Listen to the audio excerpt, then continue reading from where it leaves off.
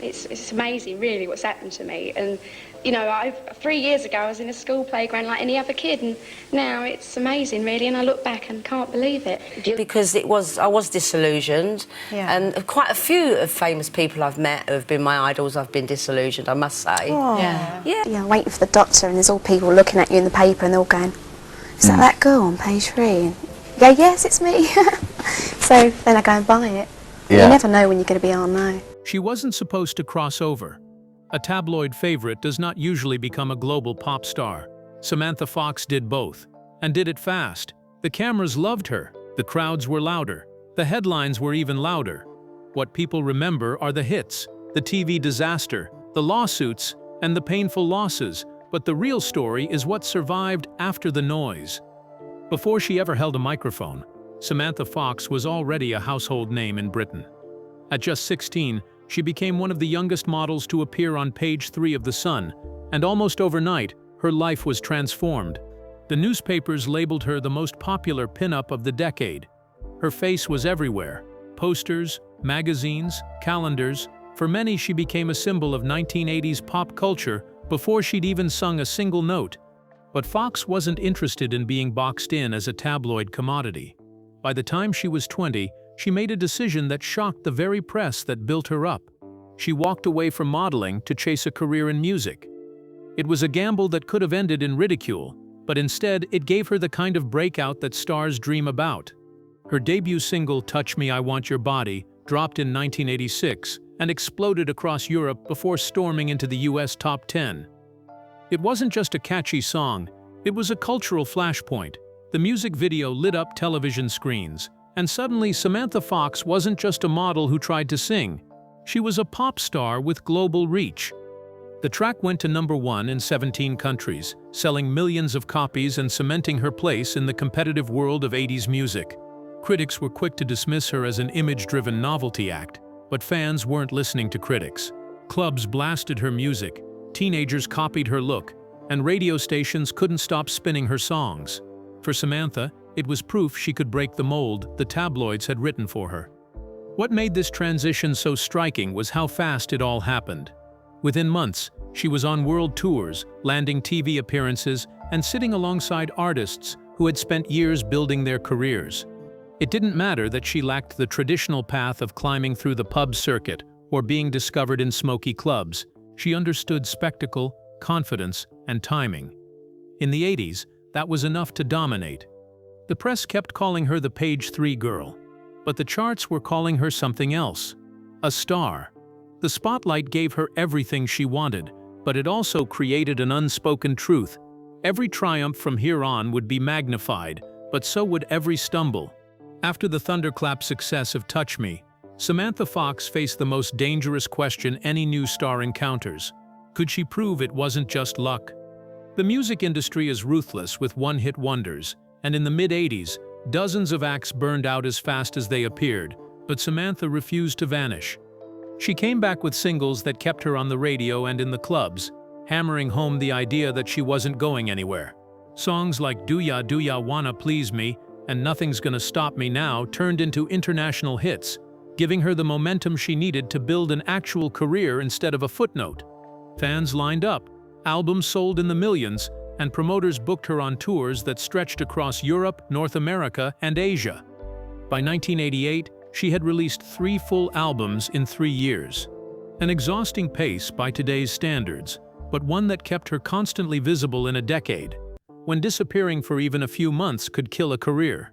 Her collaboration with powerhouse producers like Stock Aitken Waterman gave her the polished pop edge radio demanded, while working with New York's Full Force gave her music a harder urban pulse that broadened her audience even further.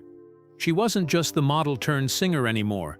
She was carving out her own space in a crowded, competitive market where Madonna, Whitney Houston, and Cyndi Lauper dominated headlines. The critics couldn't resist. The press branded her image-driven, suggesting her looks carried her further than her voice. But the numbers told a different story.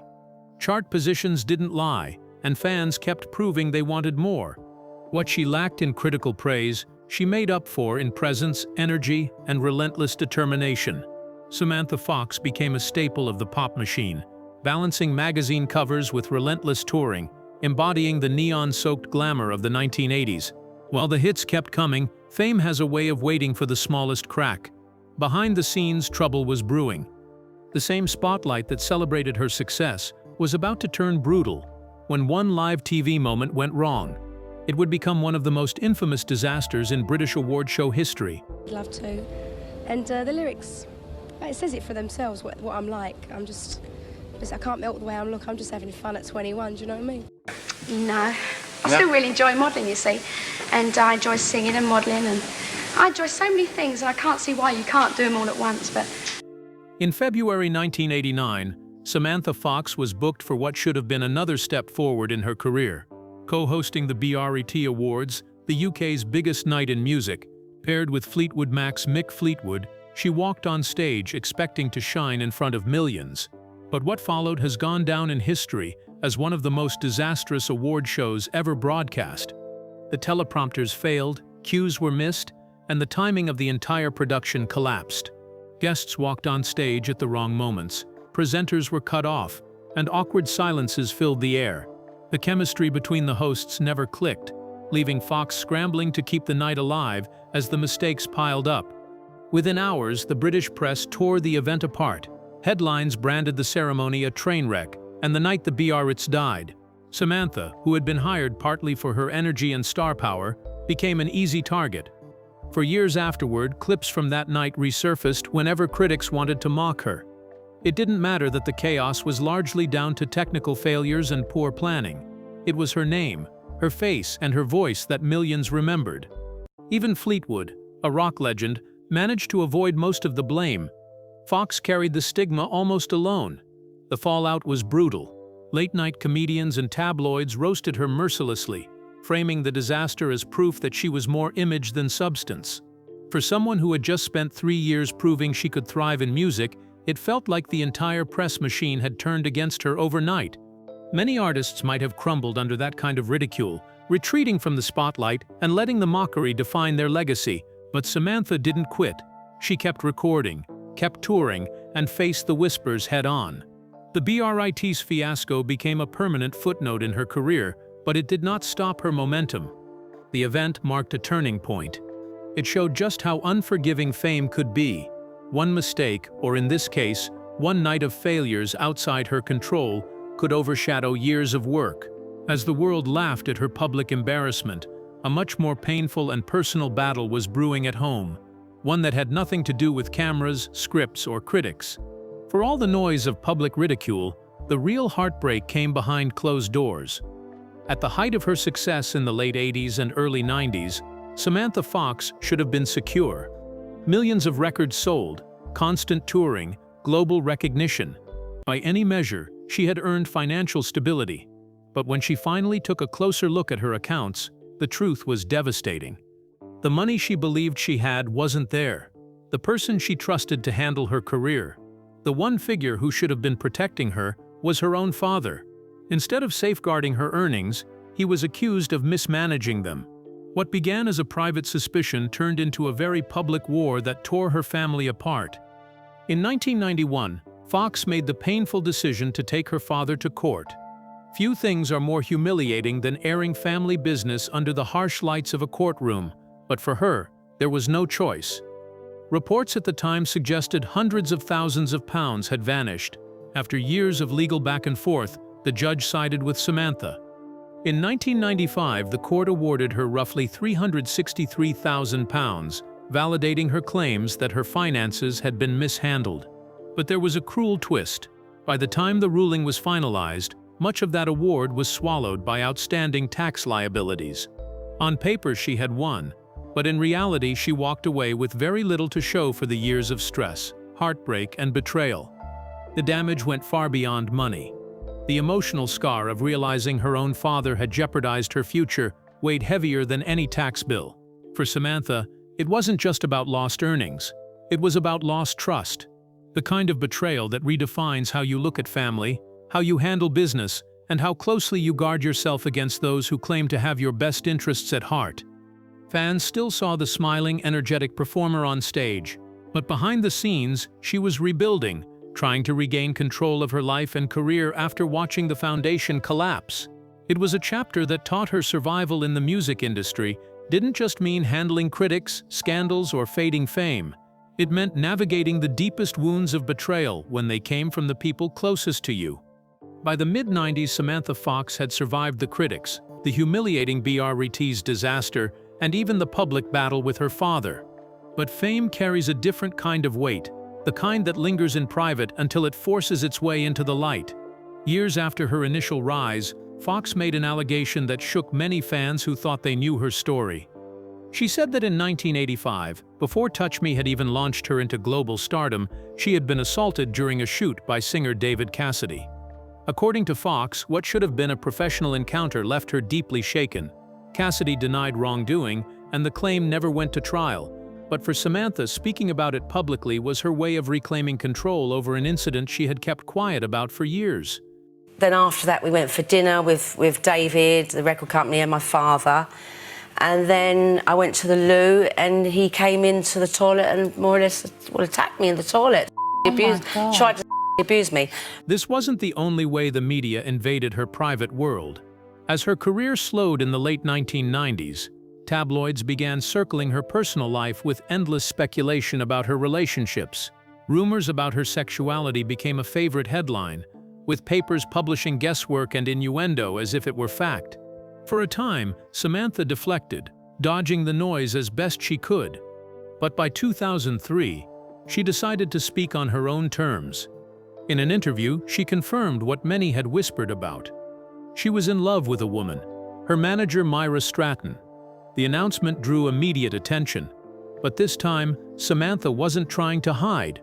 After years of being defined by tabloids, she was determined to define herself. Her openness came at a cost. Some corners of the media mocked her, others tried to sensationalize the story. But it also freed her from years of speculation. It revealed a side of Samantha Fox that critics often ignored: resilience. She wasn't only the pop star who sold millions of records, she was a woman willing to risk headlines to live honestly. For an artist who had built her name in a world that often valued image over substance, this chapter was about truth. It showed that survival meant more than weathering lawsuits or shaking off bad reviews. It meant owning your story before others could twist it. As Samantha finally began building a real life with Myra, she discovered that fame could take almost everything, but it couldn't erase love. For Samantha Fox, finding love with Myra Stratton was more than a relationship. It was a turning point. Myra wasn't just her partner, she was also her manager, confidante, and anchor in an industry that had often felt like quicksand. Together they built a life that existed outside of chart numbers and tabloid headlines. The relationship gave Samantha stability, and for the first time, she seemed able to step off the carousel of constant public scrutiny. The two were inseparable, traveling, working, and living side by side. To fans, the partnership symbolized a softer, more grounded Samantha, someone who had finally found peace after decades of turbulence. But peace doesn't last forever. In the early 2010s, tragedy struck when Myra was diagnosed with cancer. What followed was a battle that pulled Samantha out of the spotlight and into hospitals, doctor visits, and private moments of fear and heartbreak. For years, she put her career on hold, devoting herself to Myra's care. When Myra passed away in 2015, Samantha's world collapsed. She described the loss as a devastation she had never known, a pain deeper than anything fame or critics could inflict. The woman who had stood beside her through her hardest battles was gone, leaving a void that no stage or audience could fill. For a while, Samantha retreated. Fans wondered if she would ever return, if the loss had silenced her permanently. But just as she had done after every setback, she found a way forward. Slowly, she began performing again, reconnecting with the loyal audience that had never left her side. In the years that followed, she spoke openly about grief, resilience, and the importance of carrying on. Then in 2022, she surprised many by announcing her marriage to Norwegian wife Linda Olsen. It wasn't a tabloid stunt, and it wasn't for headlines. It was her choosing joy after years of sorrow. The marriage symbolized rebirth. At an age when many artists from her era had retired, Samantha Fox was still touring, still recording, and still finding ways to reinvent herself. Her resilience had become her defining trait. She had been the pinup, the pop star, the tabloid target, and the grieving partner. But through all of it, she refused to vanish. Just as Samantha Fox seemed to have found stability again, touring, newly married, and finally enjoying the rewards of decades in the spotlight, her name suddenly returned to the headlines in a way she never wanted. In December 2023, passengers on a British Airways flight witnessed an incident that would quickly dominate tabloids. Reports claimed that Fox had become disruptive on board, sparking an altercation that ended with police being called to meet the plane.